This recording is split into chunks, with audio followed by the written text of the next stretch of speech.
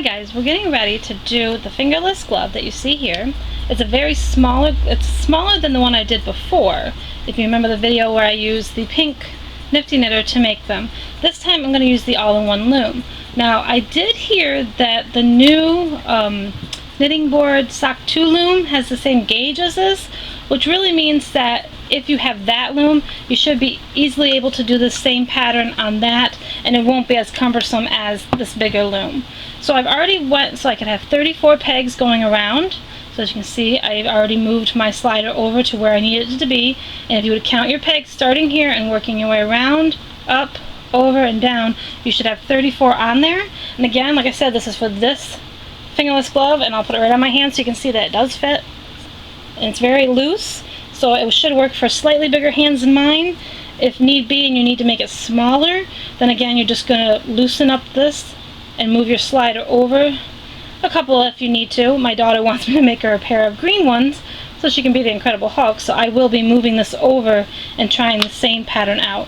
Now what you're going to do first, what I like to do, because of the stitch I'm doing in the beginning right here, it's called like the rib stitch. It's basically where you're going to be knitting and purling a row to create that kind of indentation. What I like to do before I do my cast on row is grab my stitch markers, if I'm opening it right here, and I like to place them on before I begin. That way I'm not worrying about them too much once they're on there. So I'm just going to skip this one, and then I'm going to drop it every other one all the way around the loom. So again, we got this one. I'm going to skip that one and go to the next.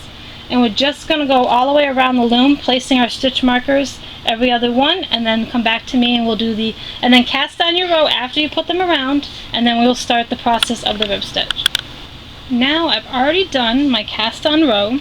That is not considered row 1 in this pattern. That is simply I casted it on, and as you see I've got my stitch markers every other one going around for the whole space that I have.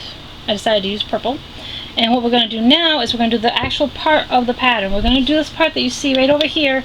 This top right here is going to be like our rib stitch. And again, like I said, it gives a nice stretchiness to it, and it looks really cool, and even if you turn it over, it looks really cool. So what you want is a row counter similar to the one I have. I got this actually at Amazon. It's made for more like sporting events, so that you can just kind of click it down if you were counting how many people were in the stands or something, and then you just use this dial to turn it to get back to 0. So every time that we go around, go around this way, and we work our way back to this first peg, we're going to click it at the end of that. Now the first thing we're going to do is 10 rows of the rib stitch, which is going to be knitting a row, purling a row. And what I like to do is I started with the purling, on the first one, and knit on the second one. Purl, knit, going all the way around. So again, I try to keep it pretty simple. We're going to purl the first one. Okay, and then you're going to turn around and knit the second one. So where your stitch markers are, you're going to knit. And the reason I do it on where the stitch markers are is it's easier for me to knit like this on those than trying to do the purl on those, because sometimes when I purl I catch the stitch marker. And then you're going to go to the next one and we're going to purl it.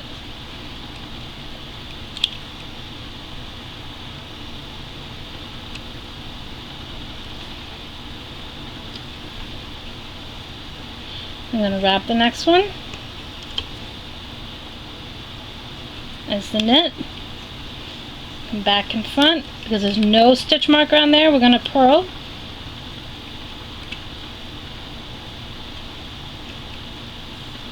So you're going to continue that process all the way around the loom till you get back to the first peg again, and then once you get done, go ahead and mark off that that was row 1. And you're going to continue this purl knit combination all the way from rows 1 to 10. So go ahead in rows 1 through 10, alternate your knitting and purling. And again, if you want to start with knitting on the first peg and then purl on the second, that's fine as well. It's just either way you're going to end up with a pattern similar to this. So if you rather start with knit and then go purl, that's fine. But again, for the way I did it, I started with the purl, then knit, purl, knit, purl, knit. I'm going to finish this row around, click my row counter, and I'm going to do this with 10 rows. So go ahead and do your 10 rows and then meet me back here for the next step. Okay guys, I've already done just 5 rows, so you should look at your row counter and it should say 5. This is halfway through the first process. I just wanted to give you a glimpse of what it should be looking like. And as I said, this is like a rib stitch, so it's going to have some stretch. But this is 5 rows in, so make sure that I just wanted to let you see how it should be progressing on the inside. And you could almost peek a little bit on the inside, but it's a little tricky to see. So I'm going to keep going on this process for 5 more rows, and then come back and we'll move on to step 2. Okay guys, I'm on my last row of this knit purl combination. So right now your stitch marker or your stitch row counter, should say 9, and we're going to go around, do one last row around before we do the next process. So here we go. We're going to purl first.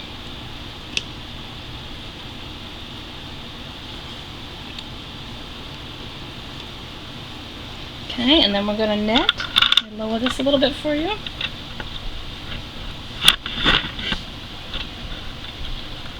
Okay, so now we're going to knit, and you can kind of push these down a little bit if you want, even though you're going to be alternating knitting and purling. So the next one is a knit. You can do a flat knit, but I like to E-wrap my knits and then bring it up in front.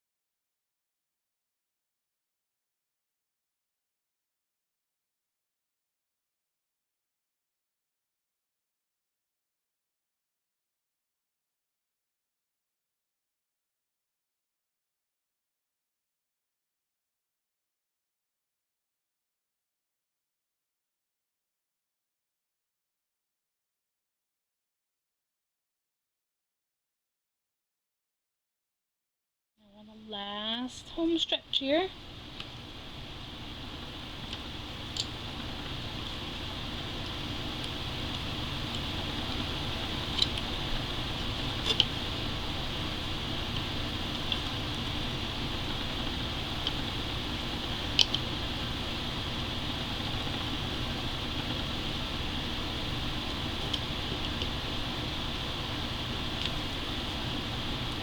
Okay. So go ahead and take your row counter, click it. You've done 10 rows of this stitch. You can see it on the inside of what it looks like. It's a little messed up there because that's where my slip knot is. But the other thing you can do is you can actually should be able to put your hand kind of in there and see how it feels. But what we're going to do now, like I said, is you're going to remove all these stitch markers so they're not going to confuse us with the next pattern that we have to do.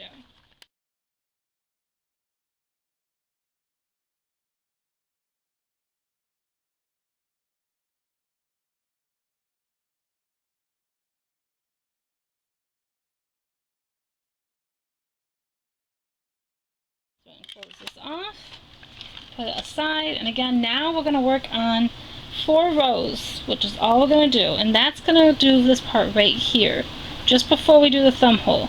So we're going to go ahead and you're going to purl for, let me make sure I do this, yeah, you're going to purl rows 11 through 15.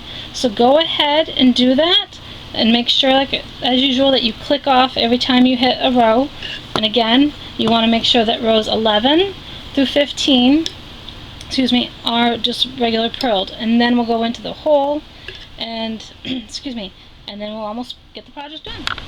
Okay, so we've already done rows 11 through 15 as purl, as you can see, and now your stitch or your row counter should say 15, and we're getting ready to make the thumb hole for the glove right here, this part right here. So what you're going to do is you're going to turn your loom this way, and you're going to make the thumb hole on this side, and all we're going to do is move one loop over, basically. Move this loop over. And what that's going to do is create that loop, and what we can do right now, or create that hole, is just knit over and knit over. And now what we're going to do is that's empty. We're going to work in a U, which means instead of going all the way around it, we're going to go and we're going to go around until we hit here and stop, and then work our way back around, stop, go back around. And we're going to work it in a U instead of a normal round. And we're going to do this from rows 16 through 23. You're just going to purl those rows, again working in a U. Okay guys, I've gone ahead and I've done the U back and forth, and as you can see, we've got that opening now over here for our thumb to go through when we take this off the loom. But now we need to close off these two pegs. So now your stitch, or your row counter, sorry, should be saying 23 right now. We've done 23 rows, and now what we have to do, through rows 24 through 34, we're going to still be purling, but we're going to make sure that when we go around this time, we end up wrapping these pegs. Alright, so we're going to go ahead and do that.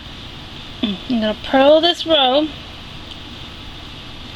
until I get back over to that side so that I can wrap those pegs.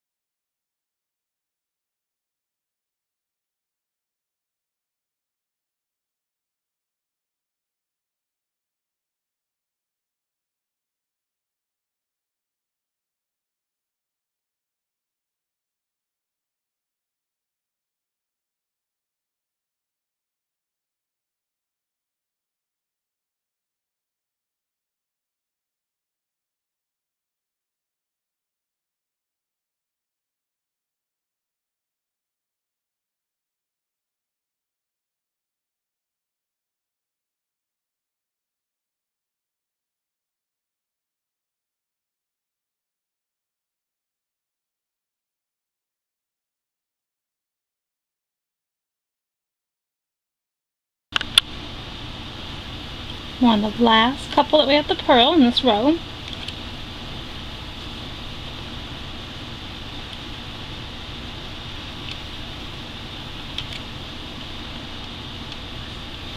Okay, now if you're looking at it this way, we'll do the last purl. But what we're going to do now, and you're going to click this as having been done, so go ahead and click that. That's your row 24. Now we're going to wrap these two pegs.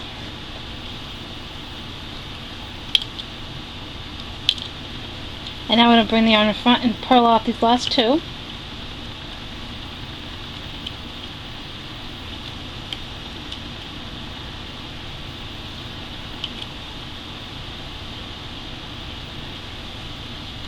Okay, and now we're moving on to row 25, so we're going to end up purling again. We're going to purl all the way around again.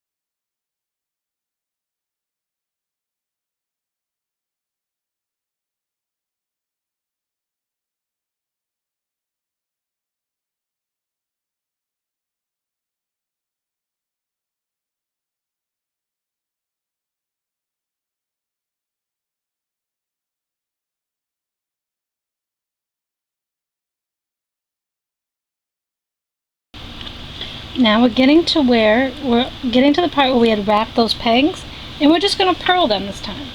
It may seem like you can't because they were just wrapped, but it actually works.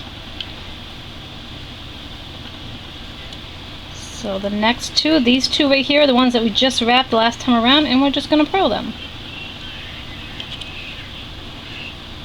And what this is again doing is locking the thumb hole off so that it will be closed off at the bottom, and we can continue working it around.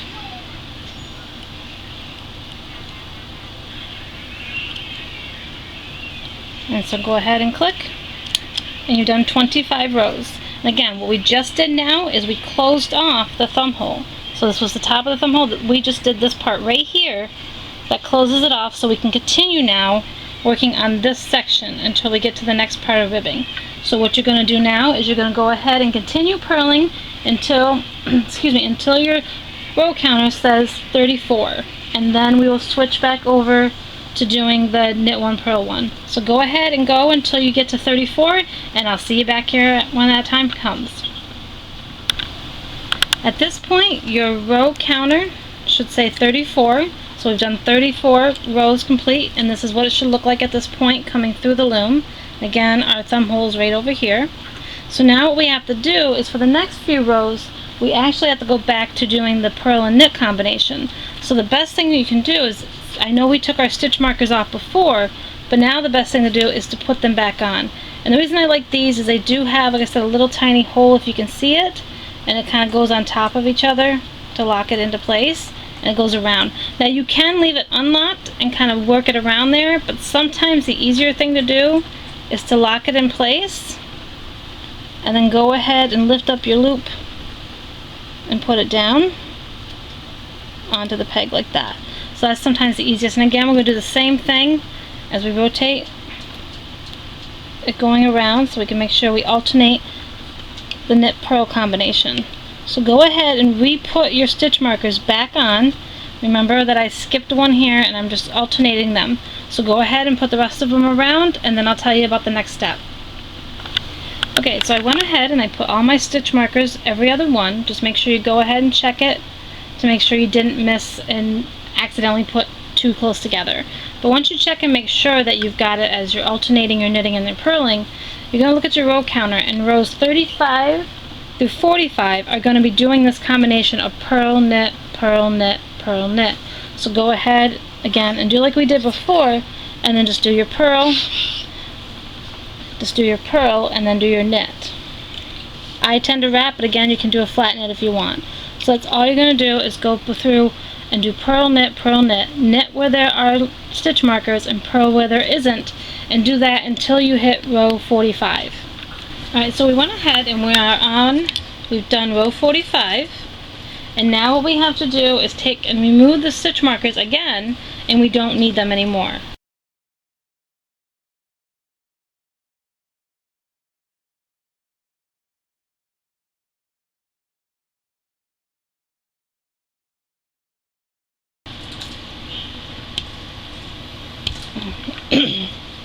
And after this, all we have left to do in terms of knitting is rows 46 through 50 have to just be basically knitted, and that's going to be this part of the project here. This is the top part. The 4 rows of knit are just right down in here, if you can see, before we do the crochet cast off. So again, we're going to do just the basic E-wrap, so we can push these down so it's all out of our way. And now we're just going to E-wrap it.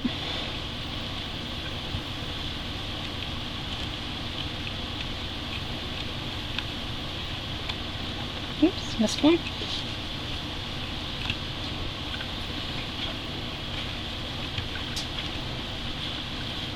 Okay, and we'll go ahead and we'll knit over this side. We'll go ahead and knit over this side. We've already E-wrapped. There we go.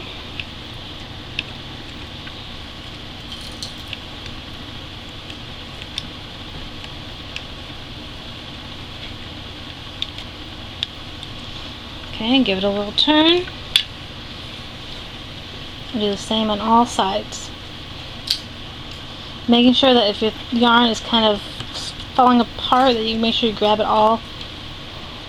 You can see it's trying to split up on me, so I'm just making sure that I have it all as I wrap around. Go ahead and knit over.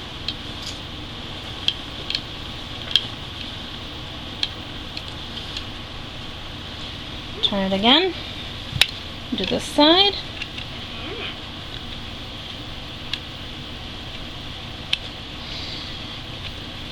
Okay.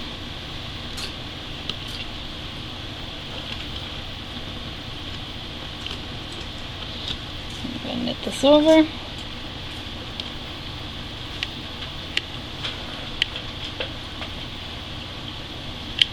This is a fairly simple pattern, only requires 50 rows, and then you'll be able to cast off.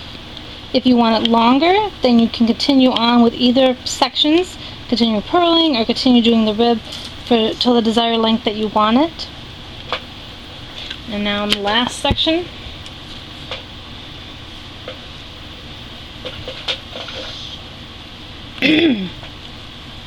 that's the last section that we're going to knit over.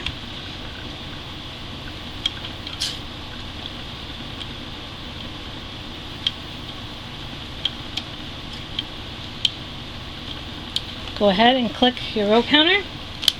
So now keep doing this until you get to row 50, and then we'll be back to take it off the loom. Okay guys, we're now ready to take it off. We've completed 50 rows to make our simple fingerless gloves. Again, these don't go up the arm very much, so if you want them longer, you're going to need to add more rows, obviously.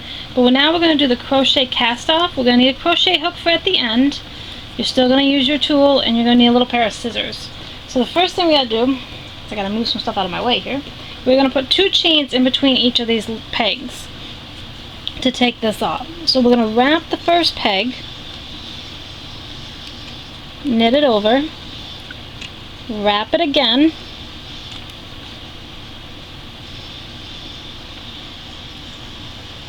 knit it over. Now move it over to the peg next to it, knit over, 1 chain, another chain, move over, knit over, 1 chain, another chain, move over. Now continue this process till you get all the way to the last peg, and I'll join you back at that part. Okay, I'm almost to the end. I just moved over, so now I gotta knit over. Then again, we do the chains in between of the wrap 1, wrap 2, move over, knit over, wrap 1, wrap 2, knit over, or move over, sorry, knit over. Now with this part, we're going to still put the 2 chains. We got 1, now we got 2. Now what we're going to do is we're going to put this loop on our crochet hook. And you can get your scissors ready as well. So when we put this on here, we're going to cut ourselves a tail. And I would say, you know, to be safe, you can do it, you know, a few inches, like maybe 10, and then you're done with that yarn. Now gently lift it up. You can use your tool if you want, and place it on your crochet hook, and bring the rest of the project through. And we'll move the loom out of the way here. Now what we're going to do is we need to connect them a little better. If you can see, there's kind of a gap, so we're going to kind of loosen this up here, and we're going to take our crochet hook into the other side. Just picking a spot close to the beginning, and then take the back over the top to help lock it into place. And I'm going to do another chain and bring it through. Didn't want to go where I wanted to. Bring it, oops, bring the yarn through. Oh, that's going to make me mad. Get it back on your loop Okay, do a chain. Oh, I didn't actually go through the project. Hang on a minute. Start over. Okay, we got it off the loom. We're going to find, if we can, because I think I didn't have an actual loop, we're going to find one of the first loops we did and go through it. Now take the back over the top. See, I guess I didn't quite have it in there right. Now I'm going to do one little chain and pull the whole thing, if it will cooperate, because the yarn wants to, the problem is the yarn wants to split and it's making it harder. Okay, so we want it to go through that loop, okay, and pull it all the way through. Give it a little tug to lock it in. Then what I like to do sometimes is just find another little spot near where that was, like here, and take it and wind it through, and then go back and grab it again to bring it through. What that kind of does again, it's help locking it in place. And if you want to be even more secure, you can kind of wrap it around your fingers and almost do like a little knot in the end, pulling it as close to the project as you can. And then you can snip its tail. And now if you want, you can take your crochet hook and kind of weave in the ends a little more to kind of tuck it in there. It's better to start with ones as close to where it is as possible. And you can try to tuck it in. Oops. This is really not cooperating for me, is it? Okay, grab it. Well, you can probably do it, it still has the tail, but if not, it really doesn't matter because it's in there enough. And as long as it's secure, like you're going like this and it's not going to come apart for the project itself, you can go ahead and even trim this a little more. Like I said, if we find all the tails, see if we go like this, it's not coming apart. So I can actually take, and if I want, so that I can't weave it in too much, I can gently cut it a little closer to it. And then once you flip it out, you'll see it a little bit, and then you might be able to just kind of tuck it under and hide it in there. So there is the second fingerless glove. Now at the top we had our cast on row. So what we're going to do is we're going to kind of pull this to see and just trim it.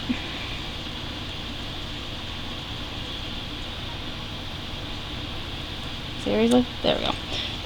I'm looking through my camera, not at it. There we go. And now that's our second fingerless glove. So if we go ahead, there you go. It's all done. Now I might have messed up. That's a mess up right there when I was doing it. My daughter distracted me. So I did get a couple of my stitches messed up. But these are just for me anyway, so I wasn't too worried about when I made a mistake. If I had noticed it when I was doing a pair for somebody I was going to give to, I would gently work my way back in the project and carefully take out the loops until I got back to where I made the mistake. But I'm okay with that because, again, I didn't realize it till just now that I had actually made the mistake. But like I said, if I had noticed it, I would have changed it. But at the same time, it's okay because it's for me. Now what's cool is you got these two pairs together. They're not too long, and what's great is you can almost have a 2-for-1 if you go like this. Let me see, and you turn it inside out and put it next to that one. You can almost get a little different texture in here because now this side looks knit instead of the purl. And then you get just a little different design down here, like it's a little more closed in. And then instead of our knit, we have our purl. So I mean, you can almost get a 2-for-1 gloves by depending on which way you want to wear them. Do you want to wear them the way I did it for the pattern, which is this, where most of it's purl, or do you want to turn it inside out and actually have the knit on the outside? I just like the purl at the time, but now I know that I can just quickly go like this, and I can have them back this way, or I can reverse them, and technically you get 2 pairs of gloves for 1 if you reverse the pattern like that. Have a great day, everyone, and I hope this helps.